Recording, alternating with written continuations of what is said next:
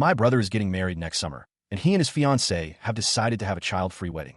While I completely respect their decision, it has created a huge rift in our family, and somehow I'm being blamed for it.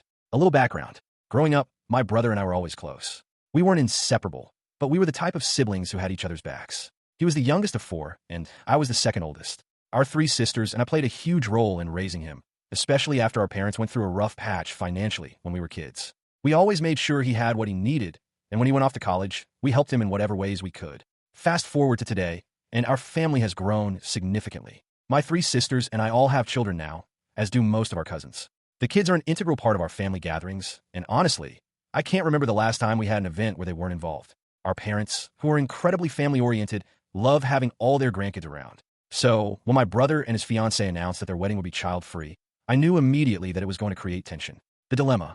The wedding is also out of state for most of us, making travel and childcare extra complicated. It's not just a matter of finding a babysitter for a few hours. This would mean leaving our children behind for multiple days. Normally, my husband and I would rely on family for childcare in these situations. But since every single family member who could help will be at the wedding, that's not an option. Our only alternatives would be leaving the kids with friends or hiring someone to watch them, which isn't ideal, especially considering the long trip.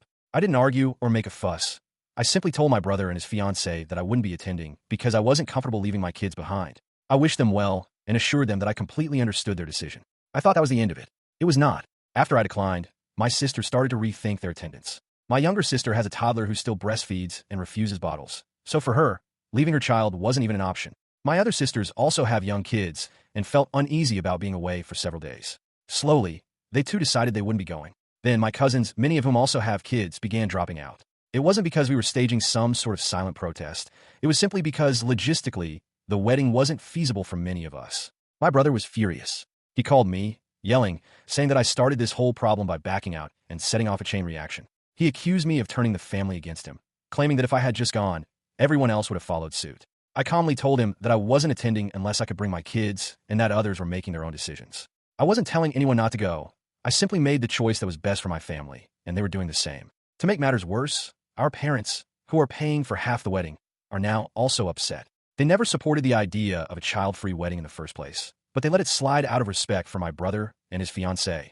However, now that so many of our family members aren't attending, they're starting to reconsider funding an event where half of their family won't even be present. My future sister-in-law, however, refuses to budge. She insists that the wedding will remain child-free, which, again, is her choice. But she's also angry that so many of us are choosing not to go. And yet, she still expects my parents to help pay for the wedding. At this point, I honestly don't care about their wedding. Have one. Enjoy it. But I also have a right to choose not to attend if it means being away from my kids for days on end. Where we stand now. Right now, my brother and his fiancée are barely speaking to me. My parents are frustrated that this has become such a big issue, and my sisters and cousins stand by their decisions. My brother keeps blaming me for being the one who started this whole problem, even though all I did was make a personal choice. I'm not trying to ruin their wedding, but I also refuse to be blamed for family members making their own decisions. If prioritizing my children makes me the villain in his eyes, so be it.